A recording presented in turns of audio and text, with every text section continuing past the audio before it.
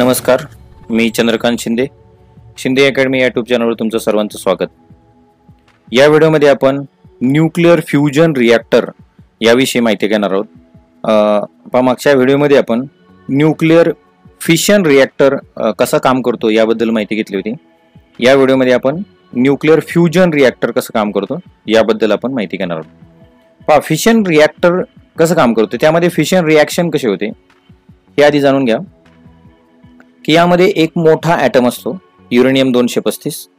तर ह्या ॲटमला आपण एका न्यूट्रॉनने फोडतो आणि त्याचे छोटे छोटे 2 बॅरियम आणि क्रिप्टॉन ह्या नवीन ॲटममध्ये रूपांतर करतो. आणि या प्रक्रियेमध्ये 3 न्यूट्रॉन बाहेर पडतात. हे 3 न्यूट्रॉन पुढल्या ॲटमवर जाऊन आदळतात, युरेनियमच्या पुढल्या ॲटमवर जाऊन आदळतात. यामुळं पुढले ते पण ॲटम फुटतात आणि पुढे ही रिॲक्शन चालू राहते. यामध्ये रिॲक्शन चालू राहण्यासाठी न्यूट्रॉनची जी गती आहे ती यामध्ये कारणीभूत असते. म्हणजे न्यूट्रॉनमुळे पुढले ॲटम फुटतात. परंतु न्यूक्लिअर फ्युजनमध्ये यामध्ये न्यूट्रॉन जरी बाहेर निघत असला तरी पण न्यूट्रॉनचं काही काम नाही आहे. कशा पद्धतीने रिॲक्शन घडते, यामध्ये हायड्रोजनचे आयसोटोप वापरले जातात. यामध्ये ड्यूटेरियम आणि ट्रिटियम. ड्यूटेरियममध्ये असतात 1 प्रोटॉन आणि 1 न्यूट्रॉन, आणि ट्रिटियममध्ये 1 प्रोटॉन आणि 2 न्यूट्रॉन असतात. हे ज्या वेळेला एकमेकाशी आपण त्यांचं जबरदस्तीने लग्न लावून देतो त्यावेळेला ते साहजिक आहे, जबरदस्तीने लग्न लावल्यावर होणारे भांडणं होणार. तर आपल्याला भांडणं लावायच्यात ना, कारण आपल्याला एनर्जी पाहिजे. तर आपण हे भांडणं लावल्यानंतर त्याच्यातून एनर्जी बाहेर पडते. तर ही जी एनर्जी आहे ही एनर्जी बाहेर पडते प्लस 1 न्यूट्रॉन बाहेर पडतो. परंतु न्यूट्रॉन पुढली चेन रिॲक्शन करत नाही, कारण यामध्ये आपण वापरतोय गॅस. आणि युरेनियममध्ये काय वापरत होतो, तो धातू आहे, युरेनियम धातू आहे हा. तर यामध्ये गॅस वापरल्यामुळे काय होतं की जे ॲटम्स आहेत ते एकमेकापासून लांब असतात ना, त्यांच्या प्रत्येक ॲटम एकमेकापासून लांब असतो. धातूमध्ये तेच ॲटम एकमेकाच्या जवळ असतात, त्याच्यामुळे न्यूट्रॉन काय करत जातो, एक ॲटम फोडत जातो. तसं यामध्ये काय केलं जातं, गॅसला आपल्याला कंप्रेस करावं लागतं, प्लस त्याच्यामध्ये हाय टेम्परेचर पाहिजे. तर हे दोन्ही सिच्युएशन ज्या वेळेला घडतील त्यावेळेला ड्यूटेरियम आणि ट्रिटियम एकमेकांशी जोडले जातात आणि त्यामधून हेलियम हा नवीन गॅस तयार होतो. हा हेलियम हा एकदम न्यूट्रल गॅस आहे आणि त्याचबरोबर 1 न्यूट्रॉन त्यातून बाहेर पडतो. आता हीच फ्युजन रिॲक्शन सूर्यावर सुद्धा घडते. तर सूर्यावर काय होतं की सूर्याकडं कंप्रेशन कसं होतं की सूर्याकडं भरपूर ग्रॅव्हिटी आहे. या ग्रॅव्हिटीमुळं हे 2 गॅस कंप्रेस केले जातात आणि सूर्याचं जे टेम्परेचर आहे ते पण 5000-6000 डिग्री सेल्सिअस आहे. त्यामुळे काय होतं की यामध्ये ग्रॅव्हिटी त्याला कंप्रेस करते प्लस जे तापमान आहे त्याला फ्यूज करते. त्यामुळं जे सूर्यावर ड्यूटेरियम आणि ट्रिटियम आहे यांचं फ्युजन रिॲक्शन होतं. प्रचंड ऊर्जा बाहेर फेकली जाते आणि या ऊर्जेवर पृथ्वीवरचे सगळे जे काही जीवसृष्टी आहे ती जीवसृष्टी याच सूर्याच्या एनर्जीचा वापर करून चालते. त्याचबरोबर ॲटम बॉम्बमध्ये काय होतं की ॲटम बॉम्ब हा युरेनियम आणि प्लुटोनियमचा एक बॉम्ब असतो. या दोघांपेक्षा पण जबरदस्त ताकद असते ती म्हणजे हायड्रोजन बॉम्बमध्ये. तर हायड्रोजन बॉम्ब हा एक हायड्रोजन बॉम्ब आहे प्लस 1 युरेनियम बॉम्ब आहे किंवा प्लुटोनियम बॉम्ब आहे. म्हणजे काय केलं जातं याच्यामध्ये ड्यूटेरियम आणि ट्रिटियम आपल्याला कंप्रेस करायचं. तर कंप्रेस करण्यासाठी एक वेगळा युरेनियम किंवा प्लुटोनियम बॉम्ब फोडला जातो. त्यामुळं ते हायड्रोजनचे आयसोटोप जे आहेत ड्यूटेरियम आणि ट्रिटियम ते कंप्रेस होतात. प्लस ज्या वेळेला ॲटम बॉम्ब फुटतो त्यावेळेला 5000-6000 डिग्री सेल्सिअस टेम्परेचर तयार होतं. त्यामुळं हे जे ड्यूटेरियम आहे आणि ट्रिटियम आहे हे कंप्रेशन प्लस टेम्परेचरमुळं काय होतात, फ्यूज होतात आणि यामध्ये भयंकर प्रचंड ऊर्जा बाहेर फेकली जाते. युरेनियम बॉम्ब किंवा प्लुटोनियम बॉम्ब यांच्यापेक्षा जवळजवळ 40 पट याची जास्त पॉवर असते. ठीक आहे. तर ही जी फ्युजन रिॲक्शन जी आहे ही रिॲक्शन आपल्याला कंट्रोलमध्ये जर करायची असेल, कारण आपल्याला लाईट तयार करायची ना त्याच्यातून, या फ्युजन रिॲक्टरमध्ये आपल्याला न्यूक्लिअर बॉम्ब नाही फोडायचा, बरोबर ना. कारण आपल्याला जर फ्युजन रिॲक्शन चालू जर करायची असेल तर युरेनियम किंवा प्लुटोनियम बॉम्ब फोडावा लागेल. त्यावेळेला हायड्रोजन आणि ड्यूटेरियम काय होतील, फ्यूज होतील.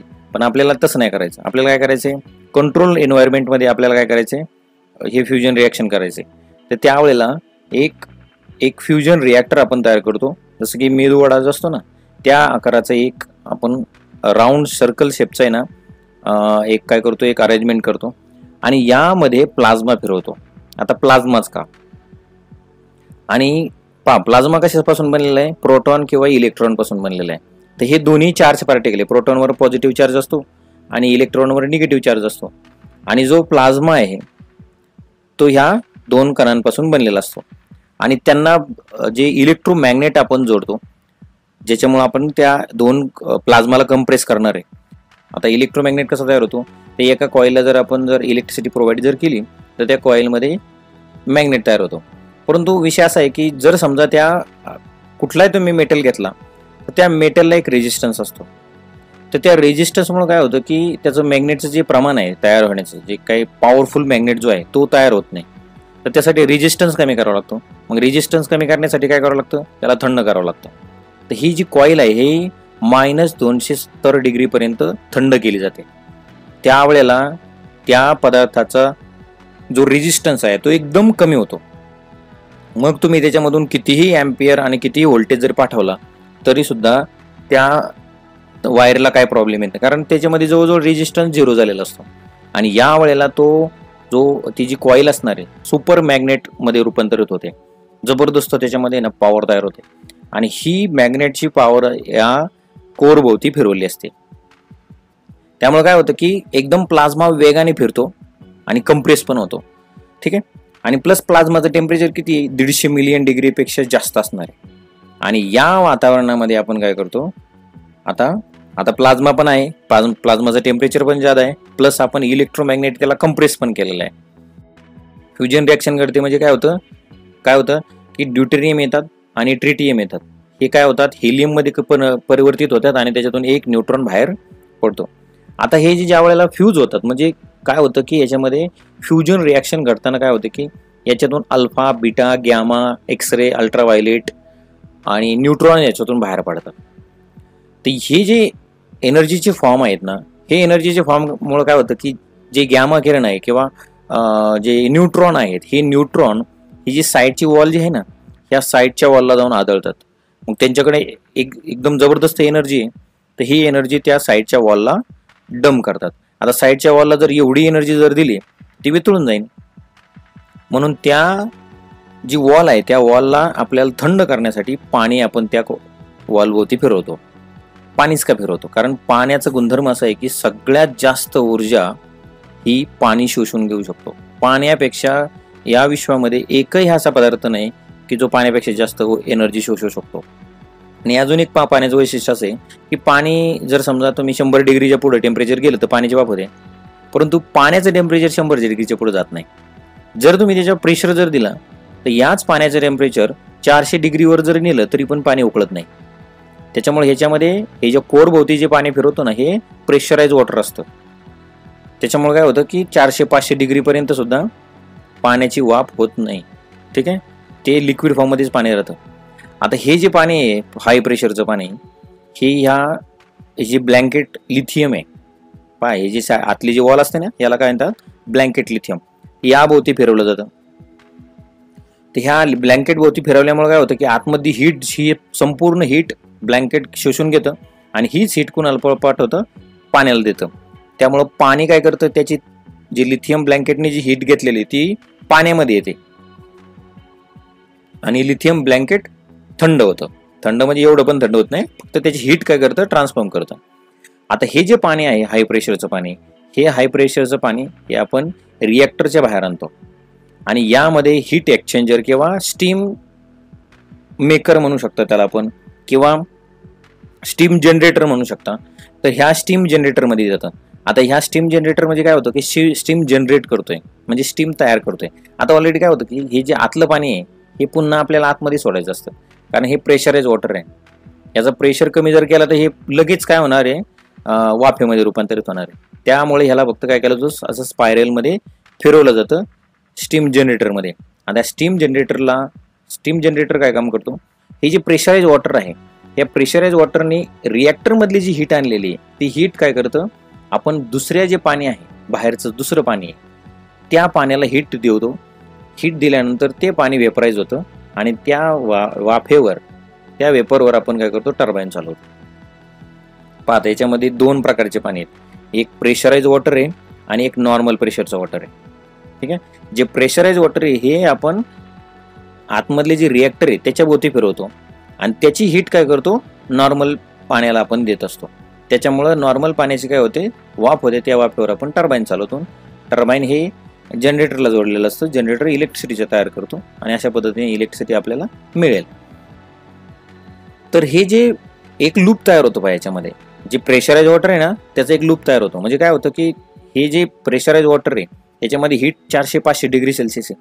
हे हीट चेंज हे जे आलेले स्टीम जनरेटरमध्ये त्या ठिकाणी काय करणार, हे थंड होणार पाणी, बरोबर ना. हे थंड होणार आणि ही जी पाण्याची जी हीट आहे ही कशाला पुरवणार, बाहेरचे जे नॉर्मल पाणी आहे त्या पाण्याला पुरवणार. आणि हे नॉर्मल प्रेशराइज वॉटर आहे हे थंड झाल्यानंतर याला आपण पंपाच्या साहाय्याने, हाय प्रेशर पंपाच्या साहाय्याने आपण पुन्हा त्याला रिॲक्टरमध्ये ह्या पाण्याला ढकलतो. तर असं हे जे प्रेशराइज वॉटर याचं एक लूप तयार होतो, एक सर्कल कंप्लीट होतं, एक सायकल कंप्लीट होतं. आणि जे बाहेरचं पाणी आहे हे आपण तळ्यातून उचलतो किंवा नदीतून उचलतो, त्याला फिल्टर करतो. कारण फिल्टर जर नाही केलं तर आतमधले जे पाईप असणार ते ब्लॉक होतील.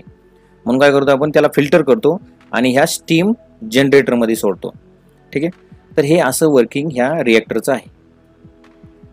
आता पहा, रिॲक्टरमध्ये टेम्परेचर हे 1,000,000 डिग्री पर्यंत असते, बरोबर. त्याचं जे ब्लँकेट, लिथियम ब्लँकेट जे आहे ते काय करतं, ही एनर्जी ॲब्झॉर्ब करतं आणि पाण्याला देतं. पाणी हे एनर्जी बाहेर आणतं आणि स्टीम जनरेट करतं. ठीक आहे. पण इलेक्ट्रोमॅग्नेटला मी सांगितलं होतं की -270 डिग्रीपेक्षा कमी टेम्परेचर पाहिजे. तर हे कसं काय शक्य आहे, म्हणजे एक वॉल फक्त बदलली तर आहे 150 मिलियन डिग्री सेल्सिअस आणि फक्त एक वॉल तुम्ही सोडली तर किती, -270 डिग्री सेल्सिअस. तर हे विचित्र वाटतंय ना खूप, कारण एवढा टेम्परेचर ग्रेडियंट म्हणल्यानंतर ब्लास्ट होईल त्याचा. तर नाही होत. का होत नाही, कारण मध्ये आपण काय करतो, व्हॅक्यूम ठेवतो. कारण कितीही तुम्ही ना एकदम जबरदस्त त्या ठिकाणी ना मटेरियल, कुठलंही मटेरियल वापरा, त्याच्यातून थोडी का होईना पण एनर्जी लीक होते. तर लीक झाल्यानंतर ब्लास्ट होणारच आहे, बरोबर ना. तर व्हॅक्यूम जर केला तर व्हॅक्यूममध्ये काय होतं की हे जो बाहेरचा जो काय आपण इलेक्ट्रोमॅग्नेट वापरलेला आहे हाय प्रेशरचा, त्याच्यामध्ये लिक्विड भरलेलं आहे आपण -270 डिग्री सेल्सिअसचं. ठीक आहे. तर ह्या लिक्विडपर्यंत ही हीटच पोचत नाही, कारण मध्ये हे व्हॅक्यूम आहे. समजलं का. व्हॅक्यूम मधून हीट पास होत नाही. त्यामुळे काय होतं की जे काय ब्लँकेट लिथियम आहे हे पाण्याने आपण थंड करतो आणि त्याच्या शेजारी फक्त एक व्हॅक्यूम वॉल आहे आणि त्याच्यानंतर काय असतं, एकदम स्ट्रॉंग इलेक्ट्रोमॅग्नेट असतो. पहा, हे असं नियोजन या शास्त्रज्ञांनी केलेलं आहे. आणि अशा प्रकारचं हे रिॲक्टर सध्या काम चालू आहे तयार करायचं. आणि पहा आता हे फ्युजन रिॲक्टरचे फायदे आहेत का, कारण पहा काय आहे की आपण हायड्रोजनचे जे आयसोटोप आहेत हे आयसोटोप आपण बाहेरून इन्सर्ट करतोय आतमध्ये. म्हणजे बाहेर असल्यामुळे ते फ्यूज होणार नाहीत, त्यांना रिॲक्टरमध्ये टाकल्यानंतर ते फ्यूज होतील. फायदा काय, आपल्या कंट्रोलमध्ये आलं, कुठल्या म्हणजे काही जरी झालं तरी ह्या रिॲक्टरचा स्फोट होणार नाही. जे ड्यूटेरियम आणि ट्रिटियम आहे हे जर आतमध्ये रिॲक्टरमध्ये टाकलेच नाही तर ब्लास्ट कुठून होईल. आपण जे फिशन रिॲक्टर होता म्हणजे युरेनियमचा रिॲक्टर, यामध्ये युरेनियमचे ब्लॉक आपण आतमध्ये टाकत होतो आणि त्यामुळं काय व्हायचं, ज्यावेळेला ते अनकंट्रोल व्हायचं त्यावेळेला त्याचा ब्लास्ट व्हायचा. का, कारण पूर्ण फ्यूल त्याच्यामध्ये होतं, पूर्ण युरेनियम त्याच्यामध्ये होता. पण फ्युजन रिॲक्टरमध्ये काय आहे, आपण पूर्ण फ्यूल त्याच्यामध्ये टाकत नाही, बरोबर ना. त्यामुळं काही जरी झालं तरी फ्युजन रिॲक्टरचा ब्लास्ट होणं शक्य नाही, कारण आतमध्ये फ्यूलच नाही तर ब्लास्ट कुठून होईल. त्यानंतर प्लाझ्मा आपण कंट्रोल करू शकतो, कारण आपण इलेक्ट्रोमॅग्नेटने त्याला फिरवणार आहे. ठीक आहे. त्यामुळं एकदम सेफ हे असणारे फ्युजन रिॲक्टर. यातून बाहेर पडणारे जे काही मटेरियल आहे ते कोणतं आहे, तो आहे हेलियम. तो न्यूट्रल गॅस आहे, तो डायरेक्टली हवेत जरी सोडला तरी काही प्रॉब्लेम येणार नाही, एवढा न्यूट्रल आहे. ठीक आहे. आणि फिशन रिॲक्टरमध्ये जे काही रेडिओ ॲक्टिव्ह वेस्ट बाहेर पडायचं ते सगळ्यात मोठा प्रॉब्लेम होता. म्हणजे तुम्हाला जी एनर्जी मिळते ना किंवा जे रिॲक्टर चालवण्यासाठी जेवढा खर्च येतो ना त्याच्यापेक्षा जास्त खर्च ह्या न्यूक्लिअर वेस्टला सांभाळण्यासाठी येतो. कारण हे हजारो वर्ष त्याचं रेडिएशन त्याच्यातून संपत नाही.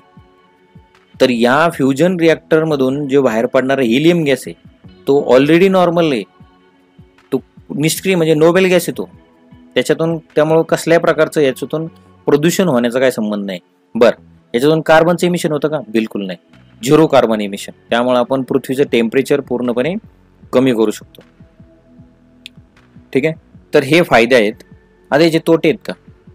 पहा, काय तोटा याचा पहिला की एवढं सगळं चांगला प्रोजेक्ट असताना सगळं काय एकदम क्लिअर वाटते ना, एकदम व्यवस्थित वाटते, एकदम नॉर्मल वाटते, तर हे आतापर्यंत अजून कोणीच बनवलेलं नाही. याचा सगळ्यात मोठा तोटा आहे.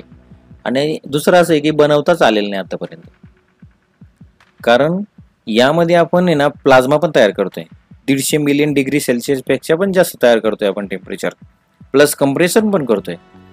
त्याच्यामध्ये आपण ड्यूटेरियम आणि ट्रिटियम पण टाकतोय, पण ते फ्यूजच होत नाहीत. पहा, म्हणजे याच्यामध्ये काय झालेलं आहे की आपण ड्यूटेरियम आणि ट्रिटियम सोडले आतमध्ये, तर तेवढेच फक्त काय होतात, फ्यूज होतात. पुढले ॲटम आहे ना ते फ्यूजच होत नाहीत, ते जोडतच नाहीत एकमेकांना. त्याच्यामुळे रिॲक्शन ही कंटिन्यू होतच नाही आहे. आणि रिॲक्शन कंटिन्यू आतापर्यंत किती झालेली माहिती का? फक्त 5.2 सेकंद, 5.2 सेकंद एवढी रिॲक्शन कंटिन्यू झालेली. त्याच्यानंतर पुन्हा बंद पडले ते. आणि आतापर्यंत ह्या रिॲक्टरवर हजारो करोड रुपये खर्च झालेले आहेत, इन्क्लुडिंग इंडिया. आता हे सगळं एकदम सेफ आहे, सगळ्या गोष्टी आहेत, तरी पण याच्यात धोके आहेत का? खूप मोठा धोका आहे, कारण हा हायड्रोजन बॉम्ब आहे, हे काही खेळ नाही आहे. ठीक आहे, कारण न्यूक्लिअर फिशन रिॲक्टरमध्ये आत्तापर्यंत 4 मोठे ब्लास्ट झालेले आहेत आणि प्रत्येक ब्लास्टमधून आपण काहीतरी शिकलेलो आहे. फ्युजन रिॲक्टर याच्यामध्ये आतमध्ये न्यूट्रॉन भरपूर असल्या कारणामुळं जे आतलं मटेरियल आहे ना ते सगळं एकदम हायली रेडिओ ॲक्टिव्ह आहे. जर काही कारणास्तव याचा फ्युजन रिॲक्टरचा ब्लास्ट जर झाला, म्हणजे एक वेळ ना तुम्हाला युरेनियमचं जे आपण न्यूक्लिअर रिॲक्टर जो आहे ना तो सिंपल वाटतो, परंतु सगळ्यात जास्त खतरनाक असतो फ्युजन रिॲक्टर. हा, फ्युजन रिॲक्टर वापरायला सोपं आहे असं वाटतं आपल्याला, परंतु ते एवढं पण सोपं नाही आहे.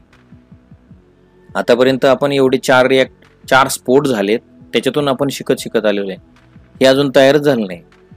याचे किती ब्लास्ट होतील आणि किती रेडिओ ॲक्टिव्ह मटेरियल वातावरणामध्ये पसरल आणि त्याच्यातून किती माणसं मरू शकतात याचा काही अंदाज नाही आहे. आणि आतापर्यंत कितीतरी अरबो खरबो रुपये ह्या पॉवर प्लॅन्टसाठी वाया घालवलेले आहेत.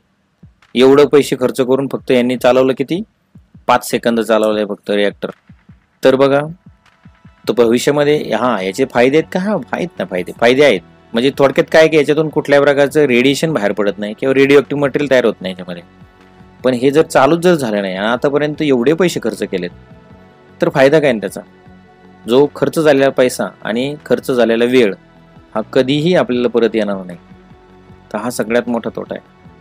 तर भविष्यामध्ये जर फ्युजन रिॲक्टर चालू जर झाला तर कदाचित पृथ्वीचं जे काही एनर्जी डिमांड आहे ती एनर्जी डिमांड हे फ्युजन रिॲक्टर भागू शकतं, एवढी ताकद आहे त्याच्यामध्ये. परंतु ते अजून चालूच नाही झालं. त्याच्यामुळं आपण काय सध्या तर काय भविष्याबद्दल काही जास्त बोलू शकत नाही. ठीक आहे, तर हा व्हिडिओ आवडला असल्यास ह्या व्हिडिओला लाईक करा, तुमच्या मित्रांना हा व्हिडिओ शेअर करा आणि असेच व्हिडिओ पाहिजे असतील तर माझ्या चॅनलला सबस्क्राईब करा.